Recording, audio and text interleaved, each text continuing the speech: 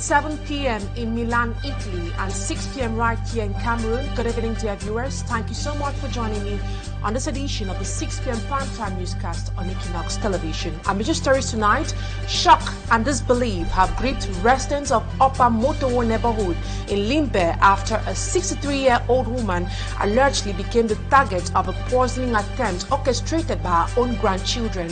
The incident reportedly occurred after the grandmother reprimanded the children over theft, with the minors later confessing to mixing bleach into her drinking water because they wanted her dead. And also, we'll tell you how the written phase of the baccalaureate examination officially kicked off today across Cameroon, with candidates in the crisis-hit northwest and southwest regions defying insecurity and fear to answer present. In several towns affected by years of conflict, students arrived at examination centers under heightened security, determined to pursue their academic ambitions despite the challenges surrounding them. Those are top stories tonight. Good evening once more, and thank you so much for choosing Equinoxe Television.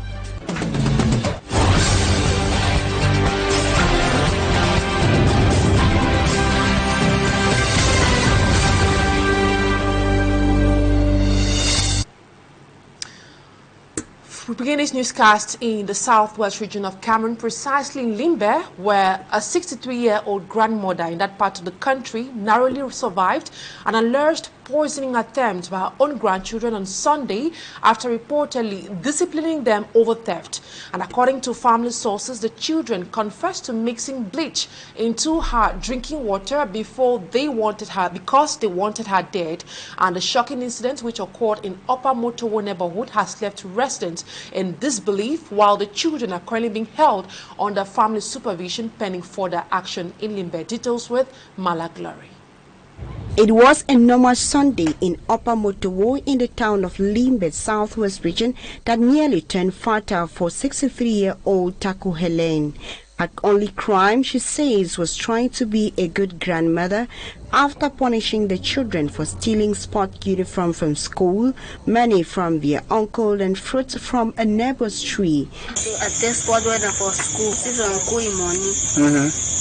Then got some pay for a back house. She never expected the response would be an attempt on her life. So I started. The victim described the moment she realized something was wrong.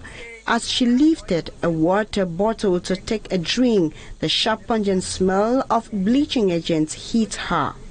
Acting quickly, she spat out the liquid and consumed palm oil, a common local remedy to neutralize any swallowed toxins, before confronting the children. Make me a drink, I die. The revelation was darker than a simple prank. During questioning, the children admitted to a calculated plot. They initially considered using cocoa spraying chemicals in her food, but eventually settled on pouring bleaching agent in her drinking water. This one said that he hate her, he can even poison her. The family are upset that we should do it. They say that the Ojijave is in the phone, we should go and take it. I'll go and take it now. The half water that she drank that was in the container, we put it there.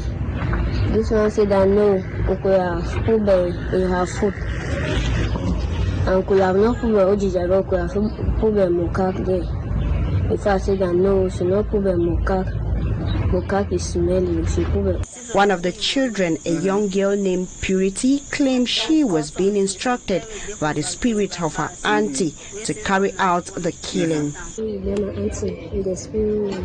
Because she's coming here in the spirit. But now the children remain under the watchful eyes of family members. While the community of Limbe grapples with the shock of the event, the family has yet to decide whether to involve the authorities or seek spiritual and psychological intervention for the minors. And we stay in the southwest region as a roadside fuel vendor who goes by the name Tony was killed on Saturday after gunmen attacked a security post in Kosala, precisely in Kumbatu subdivision.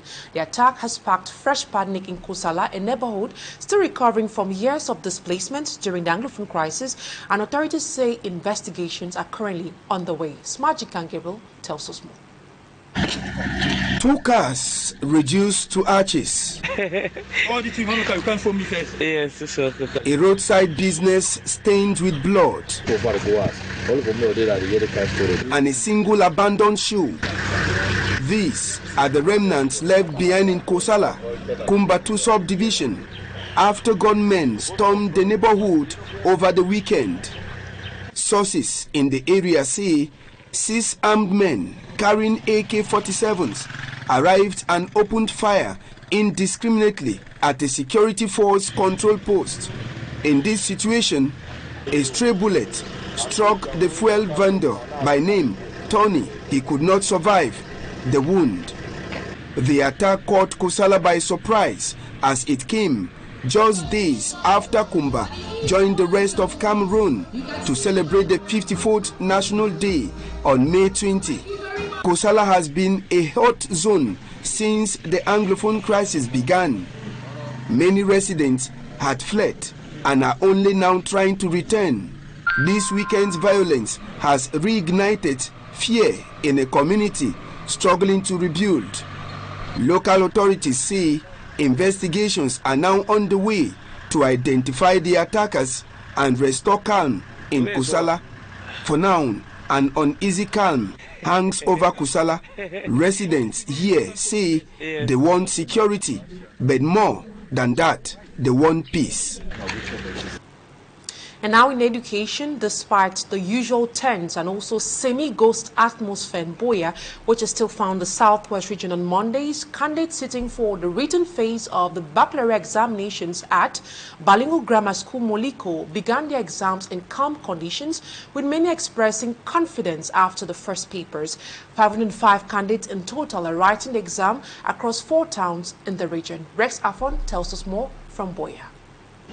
The written phase of the Baccalaureate Examinations 2026 session is officially underway at Bilingual Grammar School Moliko in Buea. In this center, BGS Moliko, we have 122 candidates who are to write back this morning, and all 122 answered present. For the morning session, the Series A, B, and C, they're writing literature ou culture general, while the Series D and T, they're writing philosophy. In a calm and serene atmosphere, the students, under the careful supervision of invigilators, quietly settled down to take their exams. So far, the atmosphere is calm and serene. All the invigilators are present, and the officials of the exams, as like the chargé de mission and the auxiliary chargé de mission, the center are all present. For some candidates, the first papers were manageable, giving them hope that the remaining subjects will be just as accessible. Today we started questions in philosophy, and this morning I wasn't feeling very excited as usual. I was a little bit afraid to not be able to perform well, but when I started writing, I've seen that the subject wasn't so difficult as I thought. For me, it was nice. And I'm hoping that the other papers will be also like that.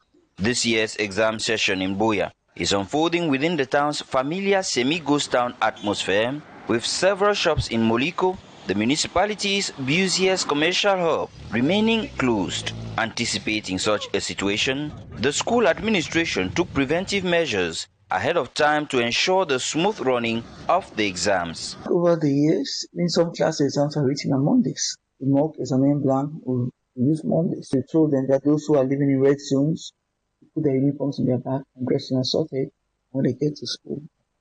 So by the grace of God, they are all here. They are all intact. A total of 505 candidates are sitting for the examinations in the southwest region across 4 centers located in the towns of Limbe, Tiko, Kumba, and Buea. Rex Afon reporting in Buea. And over here in the economic capital city Douala, hundreds of candidates turned out massively and arrived early in the different examination centers to sit for their first papers under the close supervision of strict invigilators deployed to ensure transparency and discipline throughout the writing process. Law Maneru has more on that. At the entrance of the examination centers, strict security measures are being enforced. Students must remove their shoes and their pockets are well checked. Only identity cards and essential exam materials are allowed inside. This strict routine demonstrates how effective the first day of the official baccalaureate examination has begun. Everything started well with the proper checking of candidates and their identifications by invigilators. The first subject started at 8 o'clock this morning with no incident. Jusqu'ici, tout se passe très bien. The first subject, which began at 8 a.m. in examination centers, was literature ou culture générale, which lasted for 4 hours before 1 hour break. Today we have passed the first subjects of the baccalaureate exam. We have done philosophy. It was very interesting and easy, so I hope that the next stage of the exam will be easy too. For the principal of the Government Bilingual High School, Bojongo, Madam Mukoko Efenge Hanna, the general overview seems encouraging according to the statistics and the atmosphere. Here in Bojongo, we have for the baccalaureate 649 candidates, and as of this morning, all of them were there, but for 3. One in the Serie Espanol, one in the Serie C, and one in Serie D. 3 absences. So far, everything is going on well. We started this morning at 8 o'clock, and they are still on for the first subject, first paper. We hope that all goes well. As well as the regional delegate after her round in Government Bilingual High School, Lokpom 2, and many others. This morning we are running the general certificate in French, baccalaureate enseignement general. So from the centers that we have visited, we have noticed that the exam is running smoothly. Everything is set, has been set so that the candidates are there. The official examination baccalaureate, which started on the 25th of May 2026, will end on Saturday 30th for the general students. All has been given. As commonly said, an official exam is not a barrier, but a gateway where preparation meets opportunities. And now in religion, the Catholic community in Cameroon is celebrating a historic spiritual milestone following a recent decree by Pope Leo XIV recognizing the heroic virtues of Carmelite Friar Jean-Thierry Ebogo. The Pope authorized the dicastery for the courses of sense to promulgate the decree conferring on the late religious who died of cancer in January 2006 at the age of 23 the title of Venerable, advancing him further on the path to sainthood. Innocent Aze has more on that.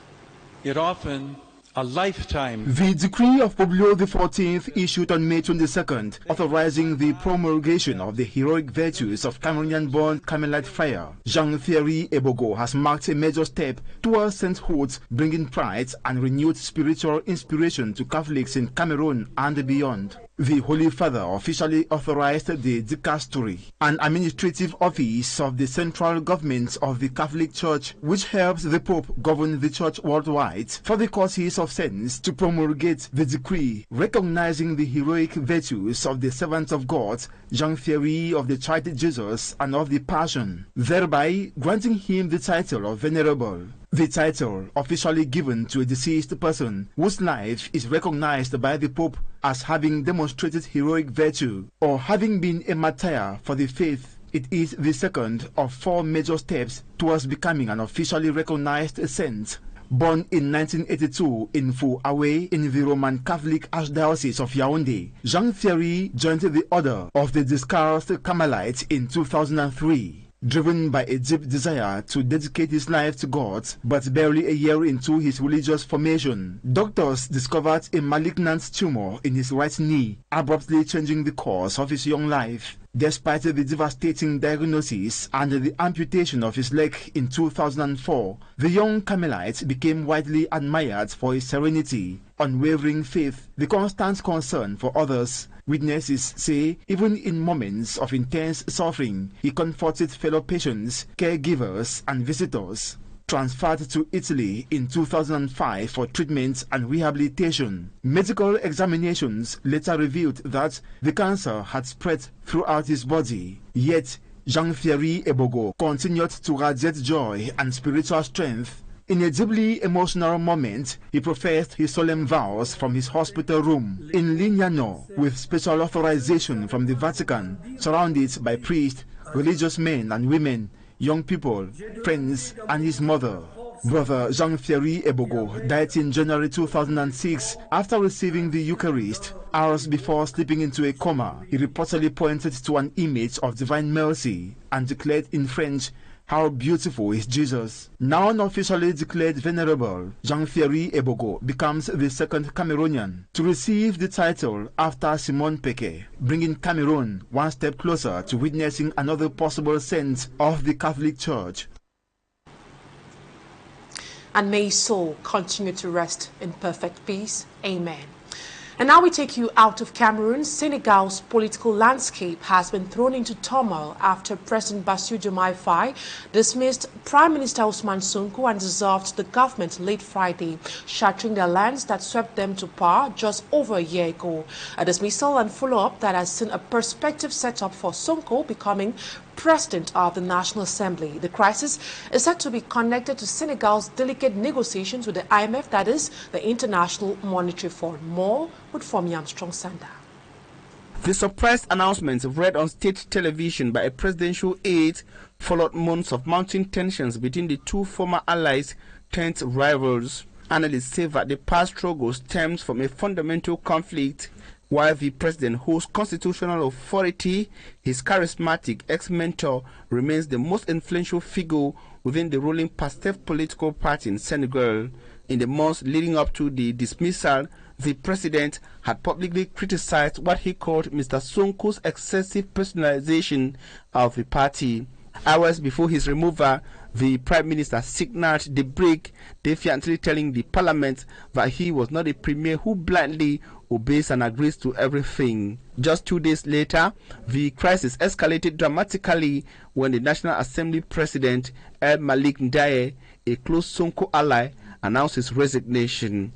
On social media, Mr. Ndiaye called it a personal choice taken for the greater interests of the Senegalese nation, a move widely interpreted as clearing the way for a major power play by the ousted Prime Minister Ousmane Sonko. With Mr. Ndiaye out, the stage is set for a confrontation. Lawmakers have been summoned for a plenary session on Tuesday, where they are expected to reinstate Mr. Sonko as Member of Parliament and vote for a new Assembly Speaker.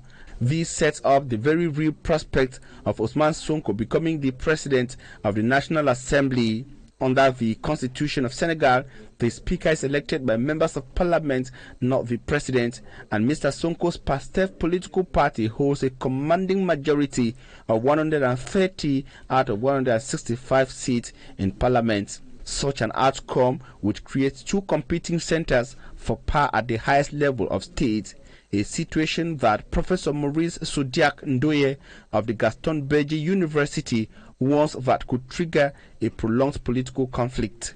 The crisis comes as Senegal is locked in delicate negotiations with the International Monetary Fund, the IMF, over a frozen $1.8 billion lending program, and any political paralysis in this situation could have severe consequences for the debt-laden West African nation. And the second part of this newscast, we are going to be expatiating more on the rift between President Diomaye Faye and Ousmane Sonko. Talking Point comes up next.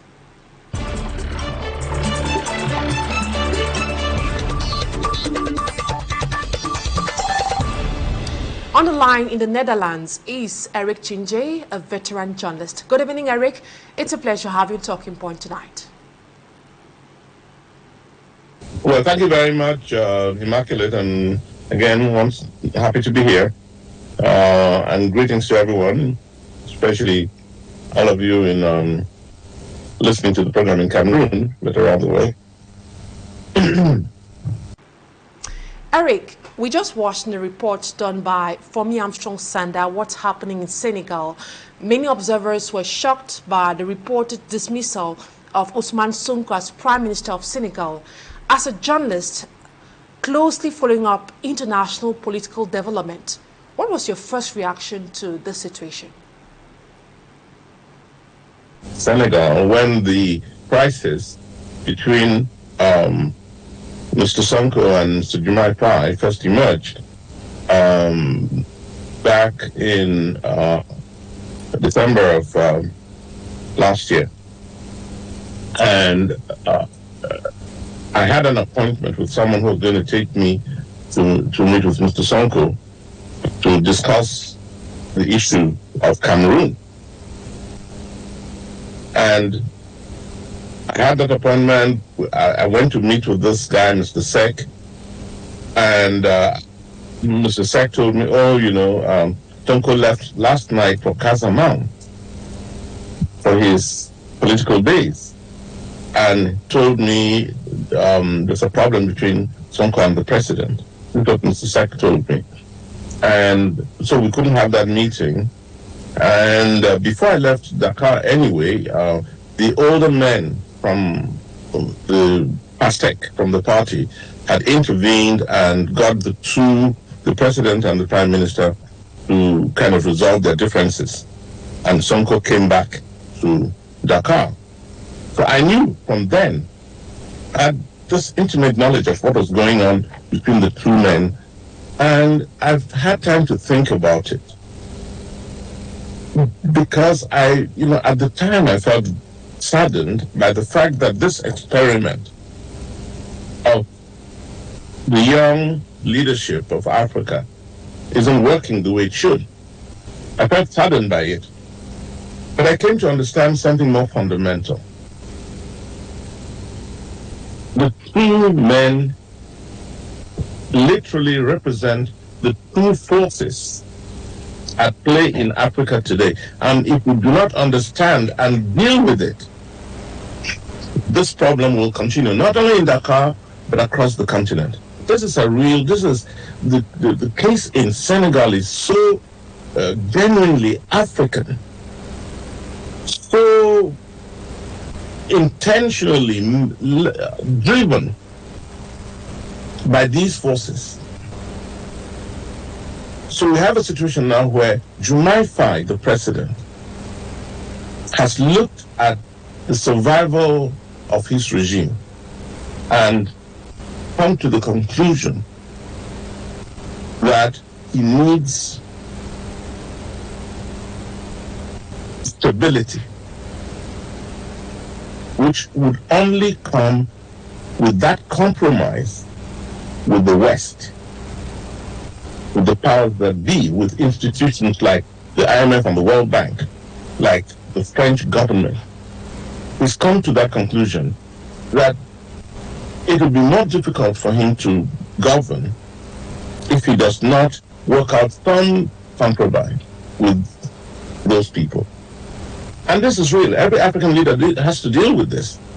It's important to understand that. Every African leader has to deal with it. But Sonko, let me finish. Sonko represents the true desire from the ground, what people want to see, what people are demanding. They are demanding, what are people demanding? They are demanding that government creates an environment where they can be productive and through their productive abilities create the wealth that they need, put in place the institutions that they need to live a normal and a good life. Now, from explanation, it's quite clear that both leaders had different mindset as far as how their country should be governed. One is for now, and the other is for long term. Now, what many observers considered the final straw was the growing disagreement between Ousmane Sonko and President Diomaye Faye over economic policies and governance issues. Do you think Sonko was politically right to openly criticize the president at the National Assembly despite their political alliance? So I invite every Cameroonian, every African to look closely at what is happening in Senegal. Do not criticize President Jumai Faye for the sake of criticism, and do not condemn Prime Minister Sonko for the sake of condemning him. Both have good reasons for doing what they're doing, and they're hoping, Jumai Faye is hoping that he will stabilize Senegal and improve on the quality of life in Senegal in the short term. Sonko believes that he has a long-term plan, and that's what would work out, just like in the Sahelian states. But God alone knows. We'll see how it all plays out. With the apparent fallout involving Ousmane Sonko, some analysts believe this could simply be, let's say, a political strategy rather than a real division. How true can that be? I hope it's a strategy. I hope they know what they're doing. I hope that at the end of the day, what we want is stability and improvement in the quality of lives of citizens. That's what we want. So, but as I say, one has adopted a long-term strategy, the other is looking at a short-term strategy. And we have to, hope for the best. Hope that one will play out in, at the end of the day, what we need is, for things to work out well in Senegal. For Senegalese citizens, that's what we want in the end. If there's going to be some short-term value in getting money from the IMF, getting money from the World Bank, and getting the support of the French.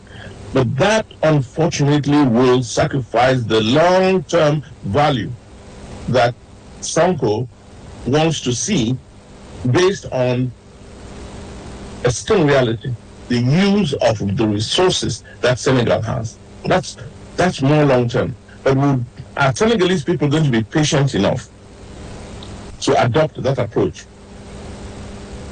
Something is happening here. Jumai Faye is betting on the fact that no, they wouldn't, so he goes for the short-term results. Because in 3 years, he'll be facing the citizens, in the election of a president. And I can guarantee you, he will be a candidate. Sonko will be a candidate. And whoever wins in 2028, 29, will be a signal to the rest of Africa. And what if this separation turns out to be real? Whose political future do you think is more at risk, Sonko's or that of President Jumai Faye? And why do you think so? Well, look, my dear, if you don't have the power, you can't do anything. So we're going to see who becomes president. Jumai Faye, at this point in time, has everything, he's in control of the power and therefore of the outcomes. So he's more likely going to, he'll have the upper hand at this time. But if I had to choose, I'll go with Sonko. You know why? Because this is the long-term game one.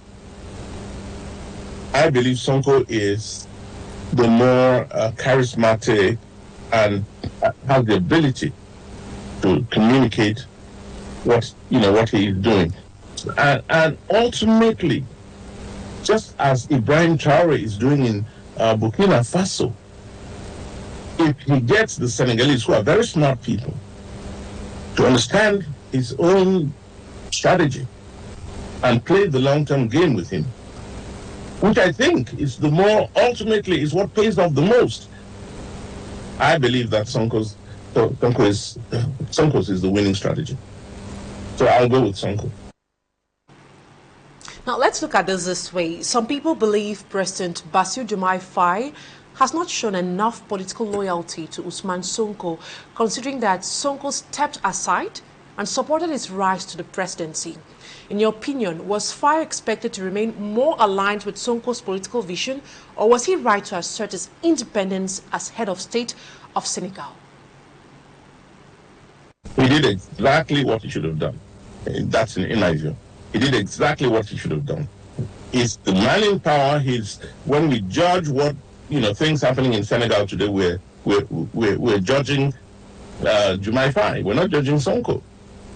When we talk about the success of the last 8 years, we're talking. The only name that comes to us is Macky Sall. Prior to that, it was Abdoulaye Wade. We don't talk about prime ministers. So Sonko had to take his responsibilities. And as I say, these two men were caught in a game that is very international, very African, and based on a certain real politic of the world. So somebody had to lose or step back, if you like. And the one with the power forced the other one to step back. That's exactly what we're going through in Senegal. That's why I invite all of us to watch closely how it plays out ultimately. Will Sonko build the ground support that he will need to overcome the forces that the president, Diomaye Faye, can muster? Will he? That is the question. And he'll do that by helping Senegalese understand the long-term game.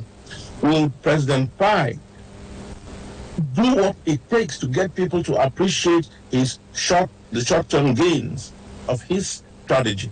Will he do what it takes for them to understand that and to elect him back into power in the next elections? That is the big question, and I hope that they do it. I hope one of them does it. But as I said, if I had to choose as an African, as a Cameroonian, I'll choose the long-term strategy. Now, with the resignation of the National Assembly Speaker, who goes by the name El Malik Daye, and reports that Ousmane Sonko may seek a stronger role in Parliament, what do you think is truly at stake politically for Senegal at this moment? Could this reshape the balance of power within the ruling coalition and the country's political future? Unfortunately, this is... We're in a situation where global forces are at play, and I'm saying that the loser could ultimately be the people of Senegal, or there could be the winners. We have to. It's important. That's why it's important that we have these conversations on a persistent basis, and let us be talking and educating our people of what is at stake. And what is at stake here is whether we survive as a dependent set of Africans. In the short term, we're still dependent. We will be for a long time, or for some time to come. Or do we make the sacrifices that we need to make for our long-term independence? Will Sonko succeed in getting Senegalese to understand? That I don't know. Will John Faye impress his people with the short-term view? Maybe. Well, let's watch and see. But if Sonko succeeds, think about what happens in the Sahelian states. If Sonko succeeds today, the Sahelian option, the option of Burkina Faso, Mali, Niger, would have succeeded, or at least will be the beginning of a sense of victory. And if they do, I will tell you this, Benin will come around, Guinea will come around, and that's the start of the major revolution in Africa. And you see then the IMF and the World Bank and the others playing to our song. They'll be contributing to us rather than becoming a problem. You just highlighted Benin. Beyond Senegal, another West African country, Benin, as you said, recently drew international attention for achieving a peaceful democratic transition of power. What lessons do you think other French-speaking African countries, including Cameroon, of course, can learn from such democratic experiences? Well, I was saying that the star of the moment in Africa is actually Talon, President Talon. Why? He's come into his country. He's respected the constitutional engagements he took 2 terms ago. At the end of his second term, he's left office. He helped bring up the current president, who will continue what he is doing, which is what we seek. Talon transformed this country to an extent. He's protected those transformations by bringing in somebody who understands what he was doing. So we're seeing us looking at the new government today. Technocrats at all levels. A reduced government. Cameroon has 65 ministers. This guy has 24. And the very specific areas.